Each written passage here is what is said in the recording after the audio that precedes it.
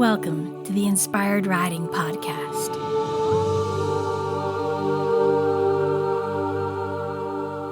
I'm your host, Beth Lauren Parrish.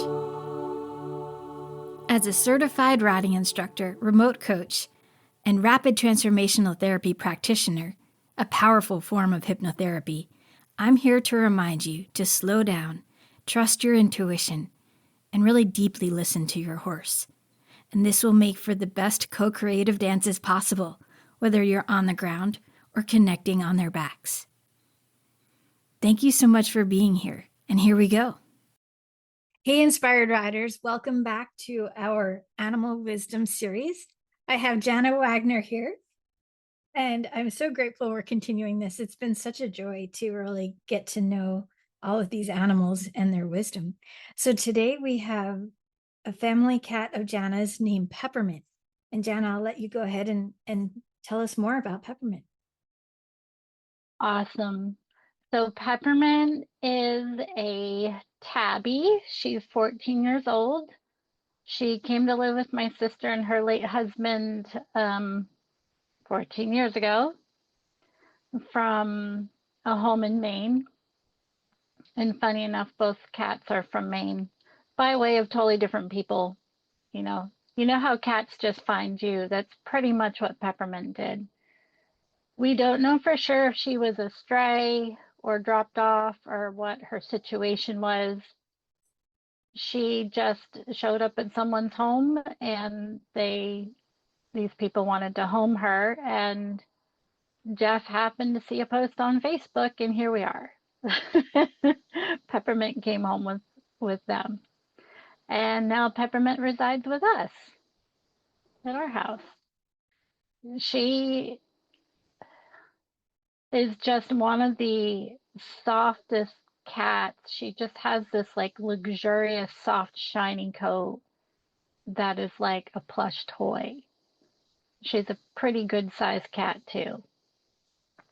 And she and I have just always gotten along, which is funny because I love all animals.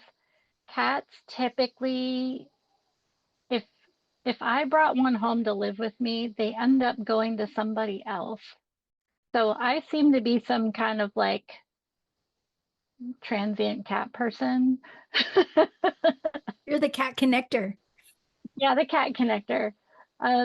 They come to me for a little bit and then they move on to someone else, except for Stella, my black kitty. So maybe we'll talk to her at some point. She was really something special.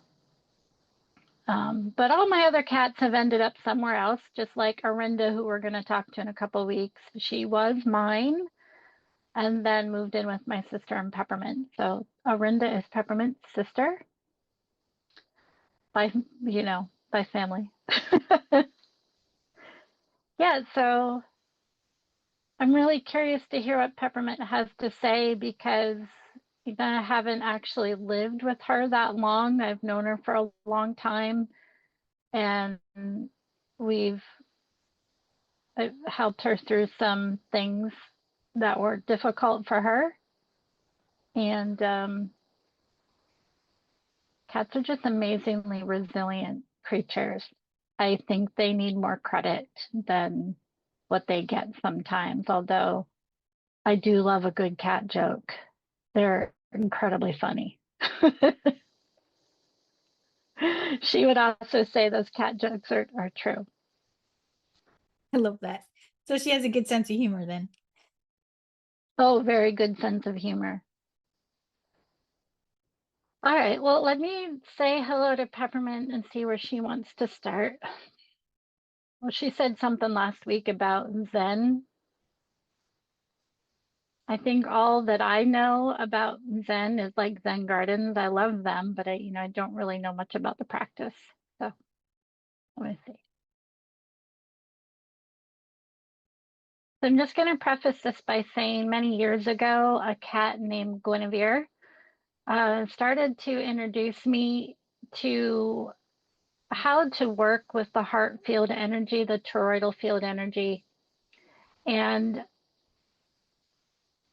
I'm just popping that in there because the way Peppermint started, it is a space without a lot of words. So when we start to deepen into our heart space, things get very quiet. They get very clear, very focused, and there aren't a lot of words. There's a contemplative practice that Jana, have done in the past that I still practice today from a class that I took years ago. And contemplation is really just about sitting with what is and sitting with your surroundings and sitting into your heart, returning to love and moving into that space. Because the more we move into, okay, we're switching to Peppermint, these are her words. The more we move into this heart space, the quieter things become around us, the more focused we become. And she just, instead of starting with a whole bunch of words and talk, she wanted to just sort of bring us all into this Zen space. So she said she chose the word Zen because it's familiar to a lot of people,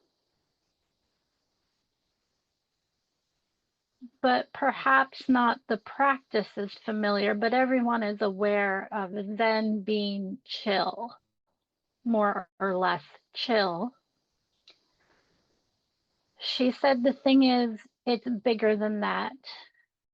It's about literally living from your heart center. And then imagine, if you will, your heart center being one bubble, and then your mind being another bubble that's synced up with your heart. There are several other aspects of self that are other bubbles. At least this is how I see it. So similar to when Jana talks about syncing up and tuning in, she said, when we allow our mind and our thoughts to sync up with our heart bubble,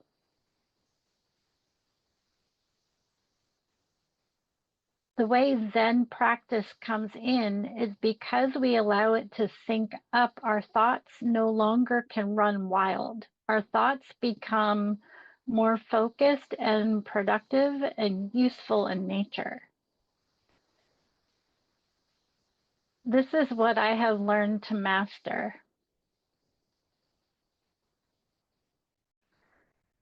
We can take trauma one of two ways. Well, more than two, but I'm going to talk about two right now. We can either let it control and take over our lives, or we can let those drop into our heart out of our minds and propel us in really beautiful ways. I lost one of my people when I was 3 years old,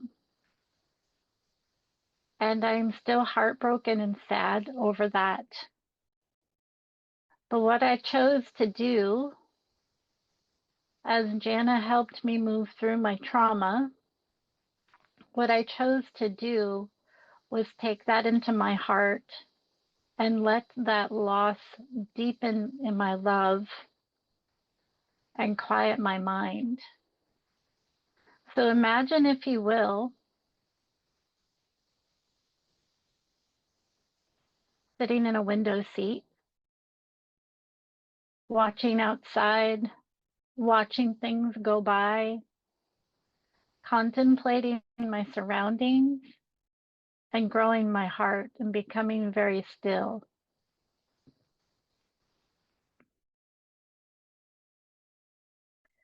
Sometimes when we first learn to come into this space of being very still, it would seem devoid of joy.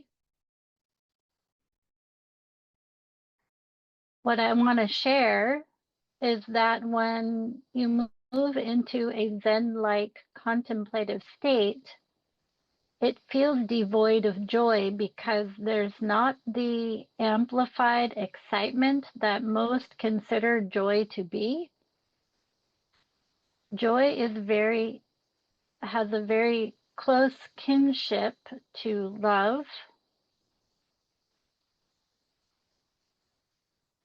So if you allow yourself to shift into this space, you'll begin to feel joy mixed with love, like your favorite cake batter. And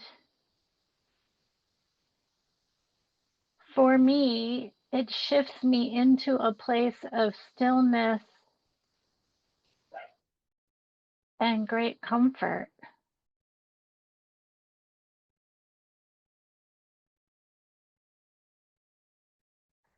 It's just like when you sit outside and let the sun just shine on you and you just relax and take it in. She said the people that take the time to study the inner life of cats find a great peace and stillness, satisfaction, fulfillment. I could use so many words right now.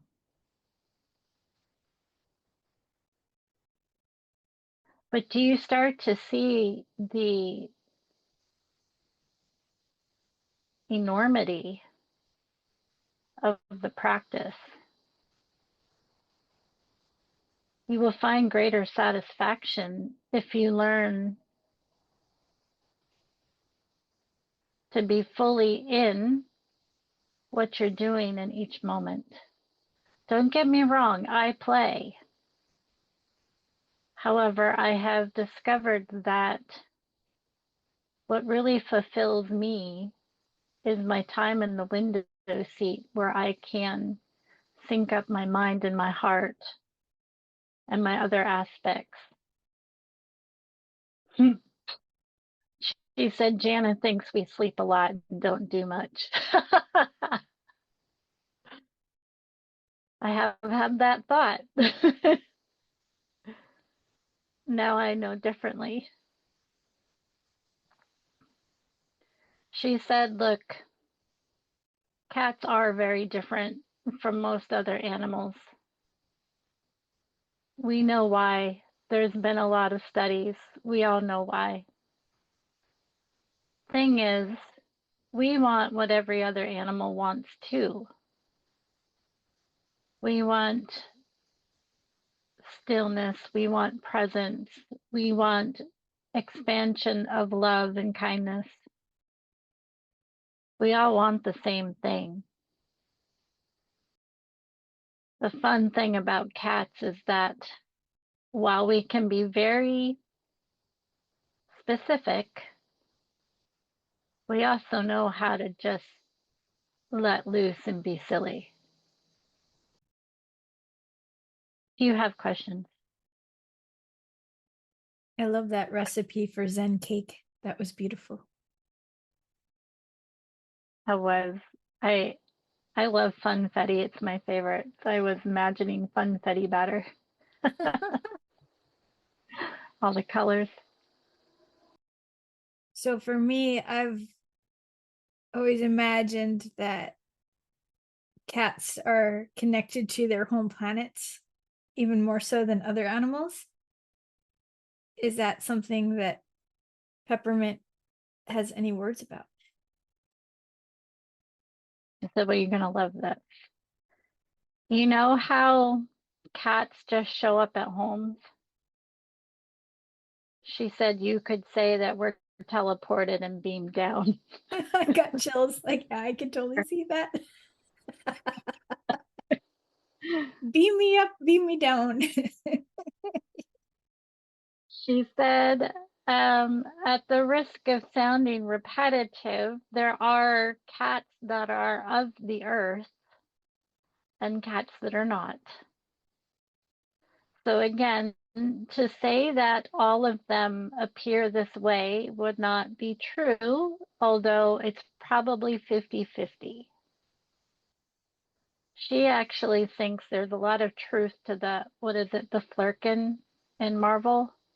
Yes. Yeah, that shocked me the first time I saw that.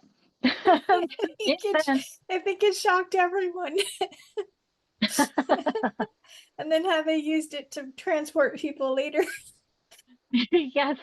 Everyone, if you haven't seen Captain Marvel and the Marvels, like, just watch it. They're great, especially the cat part. That made Oh me my giggle. gosh. And then they had to play memories from the Cats musical while it was happening. That tickled me so much. Side note, my mom was an English teacher and also did theater classes. And I think she took 9 years in a row, she took her kids to see Cats. Oh, wow. I think I saw it once that I remember. And of course, the music was just always playing. So we were very much a musical family. But I never had a cat till I was older. Isn't that funny? It is funny. My dad had one of the first CD players, and Cats was one of the albums he had. Oh, that got played all the time, and then we went to see it when we were kids. I love sharing with people the poem in Old Possum's Book of Cats and the naming of cats. It's one of my favorites, and it's about how cats have three different names. One is a name the family uses daily.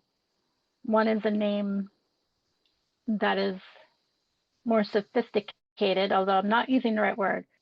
The third one is the one that they know themselves and will never tell you. Wow, Isn't that like so fun? that's really cool. Yeah. So is Peppermint more of an earth cat or one otherworldly cat? To quote one of my favorite shows, she's a delightful half-half situation. What show is that from? Schitt's Creek. Oh, okay. I have not watched it. So. Oh, it's such a good show. David says, I'm a delightful half-half situation with his background. Got it. And Okay. yeah. Okay. Back to the cat. She's like, excuse me. So her earth half, she said it's really important to understand that she has an earth half because she came here to experience earth life in her true form, but as an earth cat. So she still very much feels she's very connected to her source point, her source energy. She knows who she is. She knows how she got here. She knows where she's from.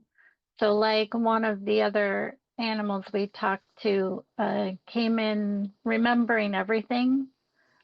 And of course, I can't remember which one that was, but I remember the conversation. So she came in remembering everything.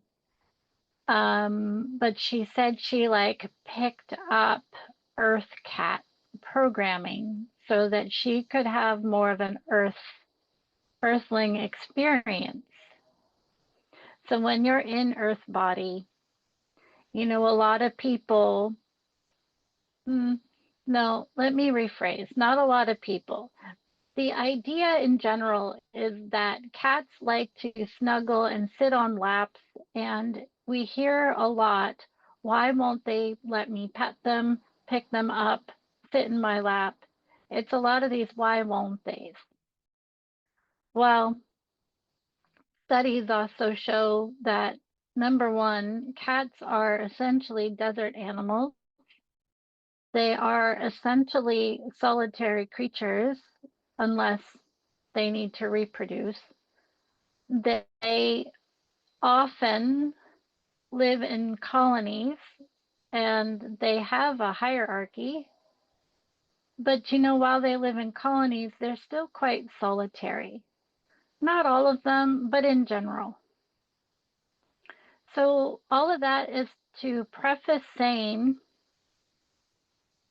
I want to revisit paying attention to how you touch your animals. Cats are especially particular about how they are handled and how they are touched.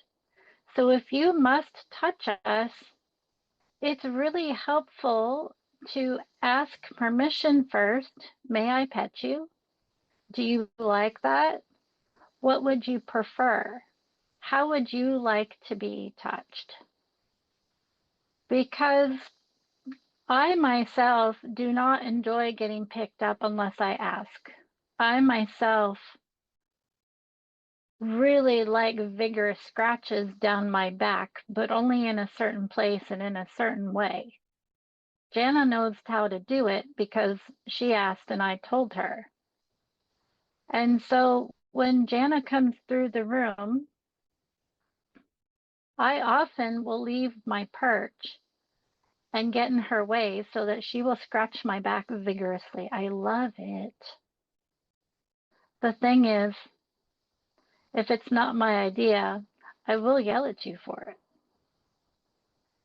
So there's a lot to be learned about being present and respectful when it comes to cats and handling cats and being with them. It is not that we're aloof. It is not that we don't want things. It's that we're really sensitive. We have to be, because of the way we are programmed to survive and hunt.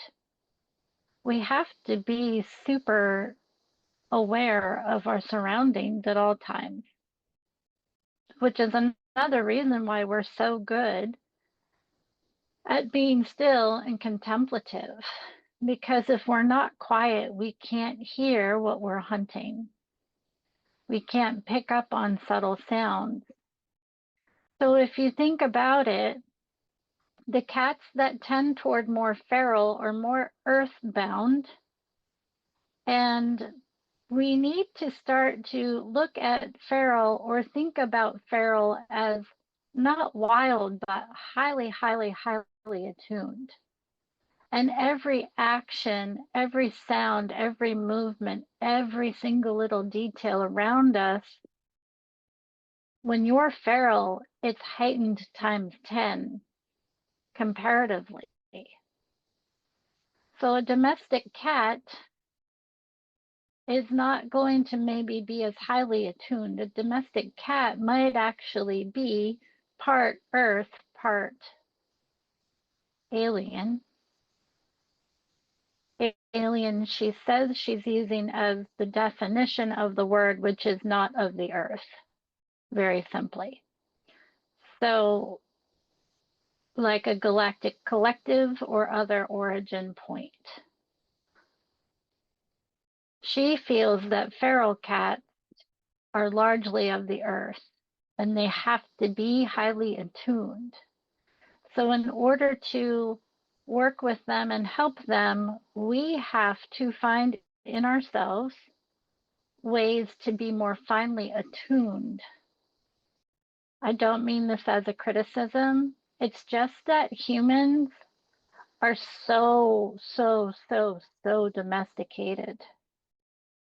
It's very easy to startle a feral because humans, it's not, again, not because of ill intention. It's just because humans have unattuned because of environment. And a feral cat comes in remembering, right? Remember how I said we come in remembering. They come in remembering. So it's more than just survival for them. It's who they are and who they need to be because they are more of the earth. And so what we can, as humans, take from ferals is allowing ourselves to return to a more attuned space of using our senses, a greater awareness of our senses. That is how then we can get on to the same frequency as the feral. Oh, all right. Let me see. Let me see if I can organize this better to share. Thank you. Yeah. Yeah. I'm getting the idea, but this is cool. Yeah. Let me see if I can organize it a little better. Sometimes I have to let all the information come in and organize itself so I can say it back. It's definitely a learned skill. I'm going to give a for example. We have a feral barn cat who is really cool, really lovely, has decided that Jana is a food dispenser, or even though she's decided Jana is a food dispenser because, you know, Jana's probably always got something for everybody. Food is my love language. Yesterday, I was multitasking to get chores done at the farm, and I didn't have a treat for Kitty because I forgot. Actually, her name's Friday. I didn't have a treat for Friday because I forgot. And because I was busy setting up the hot water pot, filling water buckets, and trying not to drop things, I had let my mind just sort of go on autopilot and idle. And sometimes, you know, when you idle, some people call it daydreaming, but my mind will just go on idle, and she's meowing at me. And I've tuned in with her, but I'm not really focusing on her. And for a moment, she forgot herself and rubbed on my leg. And as soon as my mind clicked in and went, oh, she was like, I'm out. So the point in sharing that is that for that moment, because I let go of all of my expectations and I just let my mind idle, they're telling me that I was syncing up with the feral frequency. And in that moment, she recognized me as kin. But the cats like to use that kin word. For that moment, she recognized me as kin. So rather than trying to bring her into my world, she showed me how to come into hers.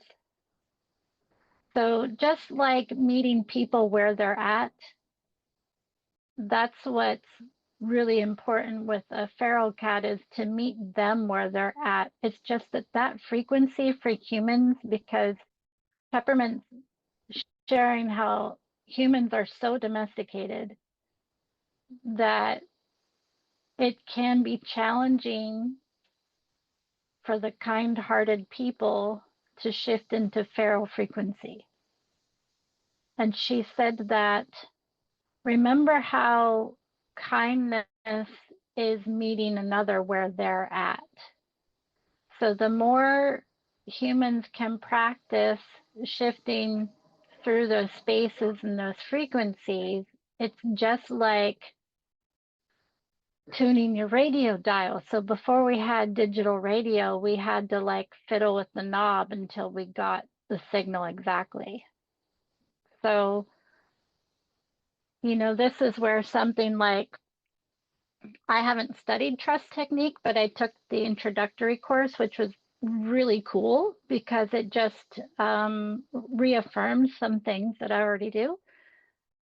What it does is helps you understand and learn ways to shift your frequencies so that you can be in those spaces.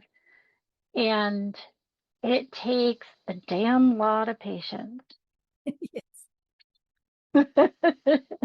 I keep getting the words releasing expectations. Yeah.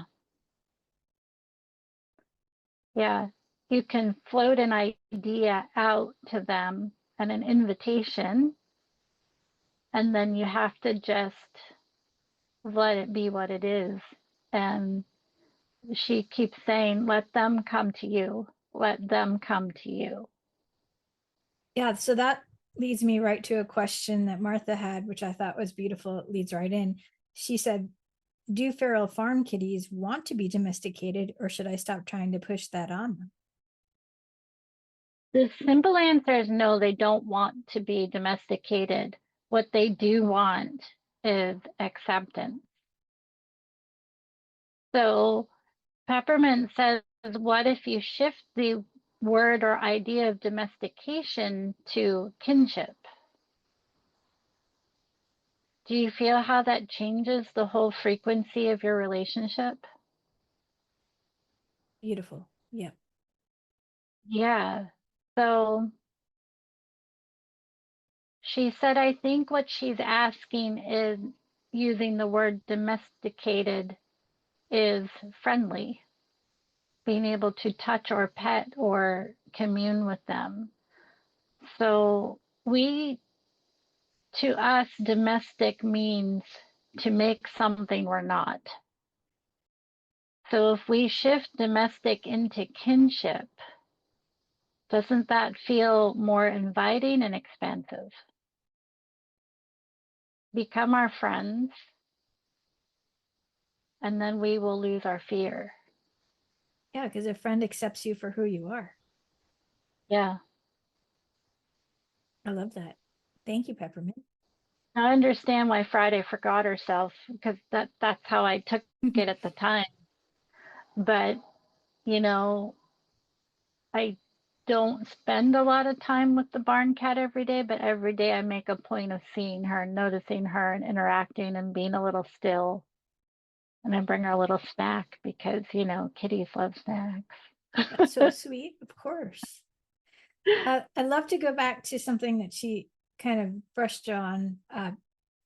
So the feral cats are more earthbound, which means the ones that are in our home kind of have that luxury of popping in and out to go back to their alien energy. Is that correct? Well, depends how you look at it. We're also dimensional creatures, we're dimensional beings, which means we have the ability to move from dimension to dimension. We're actually masters of frequency. So just like the teleporter on Star Trek can change your physical, biological frequency to move you through space and time and rematerialize you, we just know how to do it. It's just we don't let you see us do it because it would scare the jeebers out of you. So you know how you can't find, you're looking for the cat and you can't find them anywhere. And then all of a sudden you turn around and they were like, I was here the whole time. And you're just like, where did you come from? Well, I was here the whole time. She said, look, cats have a lot of secrets. We have behind the scenes work. So, backstage, we work backstage a lot. This is one of these mysteries that should each one of you want to spend the time to sit with your own cats and explore what we do behind the scenes further, please do. It's very individualized. One of the reasons many cats choose where they live or just show up or find their way to you in some way is because we have behind the scenes work to do with that person. So if I were to sit here right now and tell you this is what we're doing behind the scenes, it would actually be incorrect information. Because behind the scenes work is individual to each cat person pairing. The reason some people have many, many cats is because they need a lot of support. If you have a couple of cats, you need support. However, you're also very well established and need the support and the behind the scenes support. However, you're also very much a take charge person. This is why Jana doesn't have her own cat. She has many friend cats, but not her own. Oh, gee, thanks, guys. Can they give examples of like what kind of behind the scenes work they do? Like not necessarily No, saying no, they can't. That's really cool. no, it's like a spiritual development, but it's so individual to each person and their purpose and why they're here. It's your stage crew. Nice. Yeah. You're putting on a production, you have the unseen stage crew that's making all the things happen while you're center stage. That's what it's about. So she couldn't say because it's very, very, very individual. So you could call it spiritual growth, you could call it life purpose, you could call it a lot of things, but we're essentially the stage crew that helps those people resource and grow. This is why I invite you all to sit with your own cats and explore that, because I couldn't tell you what you and your cat specifically need from one another. That is between you. Love that. What inspires cats to help their humans? Oh, we just know we're highly intelligent beings. We don't come here just to come here. We come here very, very, very specifically. People will find themselves in times in their life where they are seeking or searching, and we answer the desire their heart desires, their soul desires someone to come and help them kind of light the way. And that is when we show up. That is largely why we just show up. She said if we could ring a doorbell, we would go ding dong. You called. I'm here. Let's get to work. I love it. Oh my gosh, that's amazing. When did that first start happening on Earth? Was it always like that, or did they just start showing up more recently? Always. Is that why cats were so revered, especially in ancient Egypt? She said part of Egypt is because part of the reason is because there was a great spiritual movement in the humans through that era.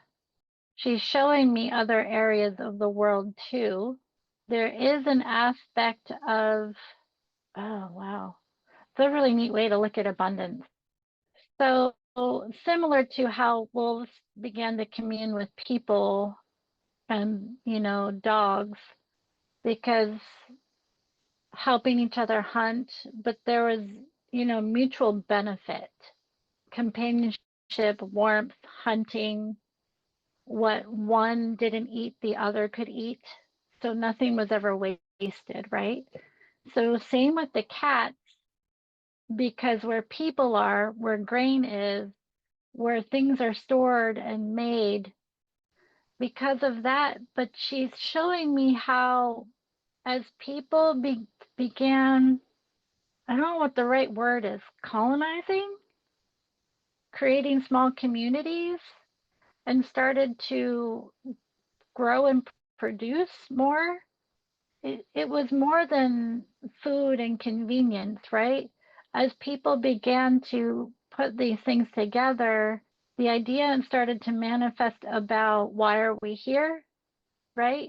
Humans always like to ask, why are we here? And she said that's when we began to come in and be more a part of the humans' lives, because where there's spiritual growth and curiosity is where cats start to show up more and more.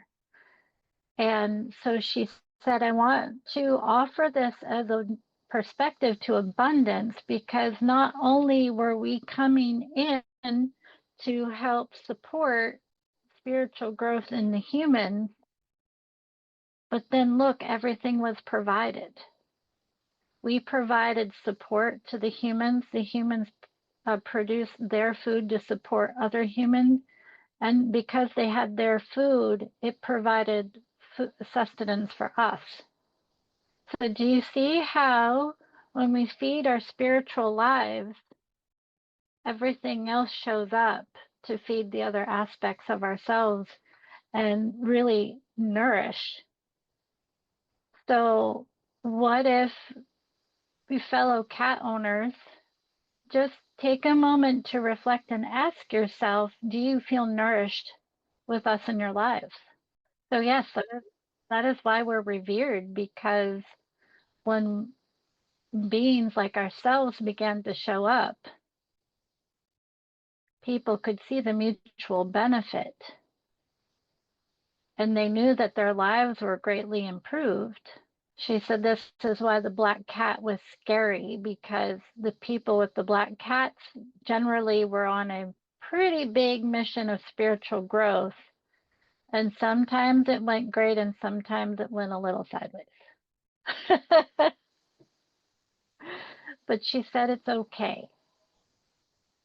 It's all part of the learning. That feels accurate, as Tabitha is my black cat. It makes sense to me too, because Stella, my black kitty, was in my life when I was in a really big space of seeking and exploring, a whole new world opening up to me. So beautiful. Yeah.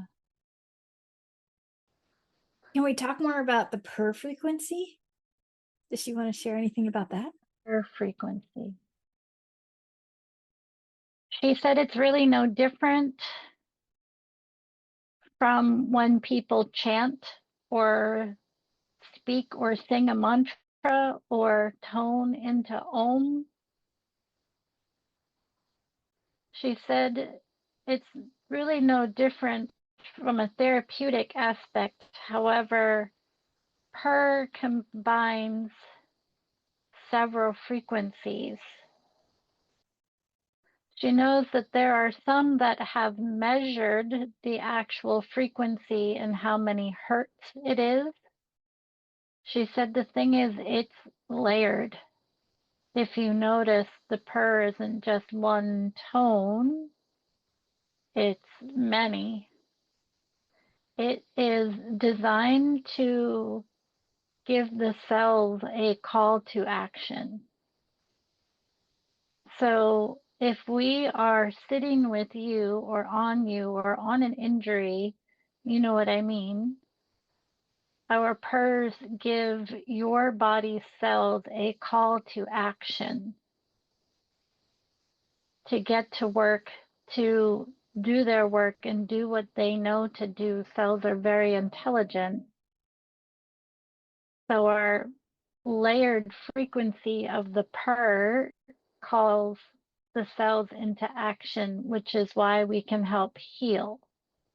The place where it will always work. If you need healing and we're purring on it, it will heal. It will heal fast. The place where it gets disrupted is when the mind or the ego tries to jump in and cause doubt. So we need to ask you to trust it. And if you feel those thoughts or ego creeping in, that couldn't be, that won't work. Oh, that's nice, but destroy and uncreate all of those. Start to train yourself to take in and accept and trust what we're offering, what we're providing. We're especially good at healing a broken heart, especially good at it. I have a technical question, because I know there are some people who had cats but don't have them anymore. Would a recording of a purr be as effective, or do they need the physical cat right there? Yes, it will work, so long as your mind allows it. It's all about belief, isn't it? Even yes, and deeper. Yeah. Faith, actually, by definition, is trust. Peppermint believes that faith is a deep understanding of trust, devoid of doubt. So, yes, if you bring your belief into a depth of faith, it will work every time. Love that. I was just smiling because this one of these programs I'm in reformatted the library, and now there's a little quiz, and I took the quiz and I was like, okay, I'm gonna go look at the block of information that the quiz is telling me I'm at. Do you know what it says? Coming soon. Trust that it'll come soon. That's hilarious. Not even the content's not even available yet. And so she was just like reminding me it's okay to be a part of something. It's also okay not to rely on it and have that deep faith that there's a reason it's not there yet, even though the quiz says that's where you need to go. Yeah, she's just reminding me. It made me feel a little like left out because that's one of my things in my life, right? To move through, being left out. And she just said, you know, everything I'm sharing, do you feel left out? I said, I see your point. Cats are a lot about acceptance and heightened awareness of self. She said the difference with dogs is dogs will give you a little more leeway because they're very forgiving individuals. And it's not that cats aren't forgiving, they're just very precise about things. So we need to really meet them on their level a lot more. She said, you want to talk about forgiving, go talk to a horse. She said they Yes. will forgive you all day, every day for everything. Again, it's not that a cat won't forgive you. She said a cat is less likely to tolerate. That's it. I think she censored herself there. That was really sweet. They're very precise. So she would even like to shift the idea of cats being aloof or independent and invite us into a space of being very precise and very, responsible for who they are. They're so extraordinary. Is there any specific wisdom she wants to share that we haven't asked her? Do you like to answer Carrie's question about new cat owners? Yeah, she said, what advice do you give new cat caretakers? She said, tell Carrie I like her choice of caretaker over owner. She said, that's very polite. It's very nice. I like that. The best advice I can give you is to be very precise. Precise is different than on time. If you're on time, we will program you. Consistency isn't being about on a schedule. Consistency is showing up in your precise way of being with us. She said it's also really important because it's really important that humans take a moment to pause and zoom out and see the entire picture because this is how we see our world. We're low to the ground, so we always have like almost a 360 view around us. Do you notice how cats are very mobile through their necks, similar to an owl? She said we see the whole space all the time. So if you're trying to figure out what we want or need, if you would go back into your doorway of the room that we are both sharing and get a view of the entire space, you're going to recognize and realize what it is we're trying to ask or share with you. Because sometimes when we talk, it causes humans to get very focused just on us, which is great. but then they don't know what we want because the focus is too specific. She said, it might sound like I'm contradicting myself, but this is different. Focus can be to fixate, or focus can be paying attention to your surroundings. Yeah, like soft focus and hard focus, right? Yes. So try not to fixate on us, but stretch your field in a way that allows you to have almost 360 awareness. And then something will catch your eye and you'll know exactly what we need or what we want in that moment. Don't be afraid to call us out on our food too, because we're foodies. And if a half hour goes by, we will definitely try to trick you into thinking you forgot to feed us. That's all I'm saying. You should see how many times Tabitha asks for treats and butt rubs from Charlie and I, and she just pretends like she never got them. That's why I'm laughing so hard. She's totally playing us. I appreciate it too, because some cats will really take it the extra mile and talk you into feeding them 8 times a day. It's awesome. Why It's not, like right? I barn kitty some treats, and I hadn't seen her for probably an hour, and all of a sudden she's running around talking at me like she's starving. I'm like, I happen to know that you just got fed. I hadn't fed her that day, but I was like, I happen to know that you just ate, so no. I didn't see her the rest of the time I was there. That's their sense of humor right there. That's funny. Yeah. Is there anything else she wants to share, or does that feel complete? She would just like to leave everyone with the invitation to literally sit down and be still with your cats. Imagine what Zen would feel like to you. What Zen feels like to me is like an engine starting in my chest and around my heart, and the engine starting, and the purr starts, the rumble of the purr as the engine comes to life, and just feeling that energy in you, and let it start to just expand and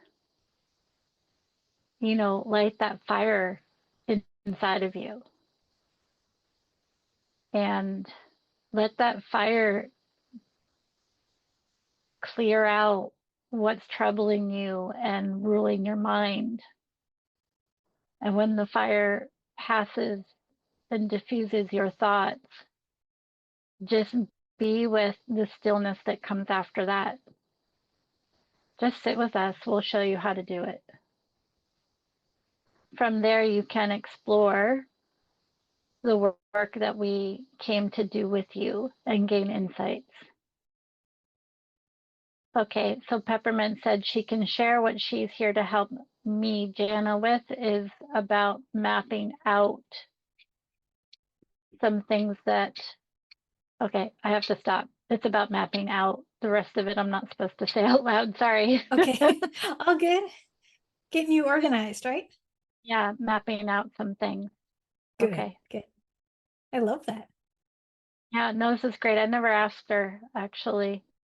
I Being an animal communicator is really interesting, because while I do communicate with them all day, every day throughout the days, it's not like it's a constant conversation. It's, little things here and there. And when I do a session, I'm completely present and focused on that session at that time. And then when it's done, it's just closed out and gone. So when I say it doesn't occur to me to ask, it's because it doesn't. unless I also do what she's suggesting, make the time to sit down and be in that space, I'm not actively asking Peppermint, why are we friends? Why do we have this connection? You know, I am human like the rest of it, like the rest of you, and I just don't think of it sometimes. I hear myself say a lot. People ask me a question like, "Oh, I never asked them. It didn't even occur to me." Yeah, because when I'm with my animals, I try to just be really present and enjoy them. Totally get that. That's awesome. So it's fun to be able to do this concentrated questioning. Yeah, I think that's why I'm enjoying this podcast so much because it's making me sit down for an hour and like wonder all the things and have the conversations. And Wallace is, 6.5 now, and he's moving into this space where we keep saying he's channeling his inner Toby because Toby would make me stop and sit. And Wallace, when we're at the park more and more, he goes outside and he plops and you can't move him. He won't move. And so the other day he did this, and I was like, you know what? I need to take the advice that's been coming through and just stop and turn my face to the sun and just feel it and take it in. And this morning, before we met to do this podcast, I took the dogs down in the yard, and it's finally warm enough and dry enough that I actually laid on the ground for a good while.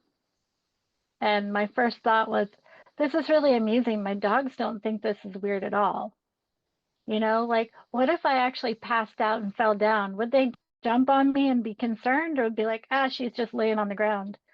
It might take a minute, but they probably go, wait a second, something's not right. But it was just lovely. And I wanted to lay there longer, but I did get Pumpkin jumped on me, and he was like, let's go, I want to play. But it was really nice to remind myself to take that time because the past couple of years have been really different for me and very busy, and I haven't been sitting down as much. So That's yeah. beautiful that you mentioned that, because actually this morning I laid on my yoga mat and just let myself just decompress and chill. And I kept thinking how much I used to do that as a kid, like just sit in my room and just zone out and just absolutely love that stillness. So I think Mhm. that's like something we're being called to do more often. Yeah. Yeah. Yeah. How many of us were told to quit daydreaming? So rude. We need that. We need our imaginations. Yeah, they Yeah. just want to condition us and we want to Right. become feral again, right? Oh, so I figured we could ask while we're on the podcast, what would Peppermint like the title of this podcast to be? You would like it to be advice from a Zen master. Love it. You got it, Peppermint. Thank you. She just is such a like pile of soft. I can't wait to meet her one day. Yeah, every time she pulls me into that space, I just am like, oh, I feel like I'm in a pile of plush. Oh, that's so beautiful. Yeah, Well, thank you, Jana, and thank you, Peppermint. That was wonderful today. she said you're welcome. She's going back to sleep now. Actually, I don't know where she is. She's probably in our window seat. We have a really nice window seat, and it's got the curtain comes out around it, so it's like this perfect little solarium. Like I wish I could sit in there. Oh, that's lovely. It is. So next week we'll be talking to the cat that chose us, Tabitha. I can't wait.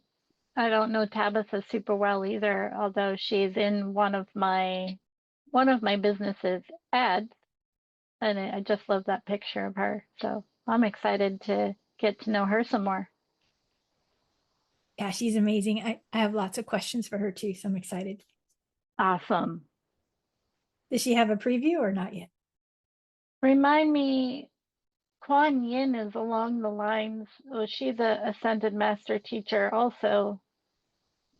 she wouldn't say that she's Zen. However, there's a deep connection for Tabitha there. So she's recommending that I just familiarize myself with Kuan Yin energy before we talk so that she can share a little better. Okay, I'll do that. I guess I have homework.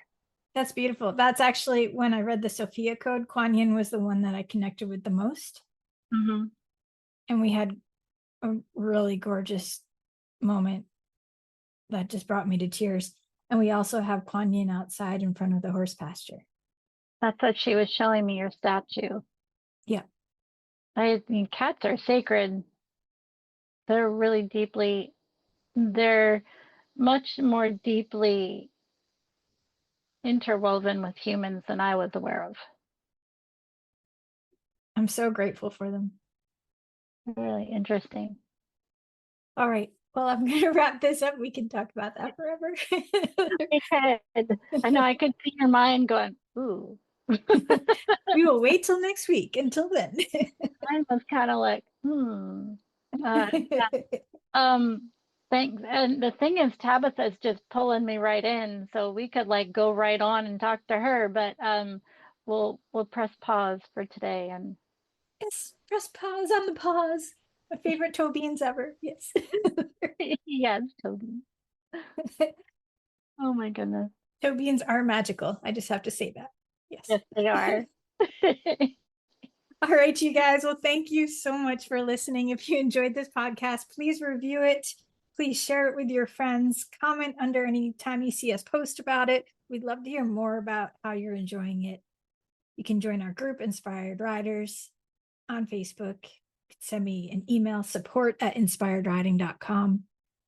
And we're here for you. We'd love to hear if you have any specific questions for the animals and how you'd want to see us move forward with this series. We're happy to entertain more ideas. So sending all of you tons of love, and remember to lead with kindness for yourself and for your horse and all your animals.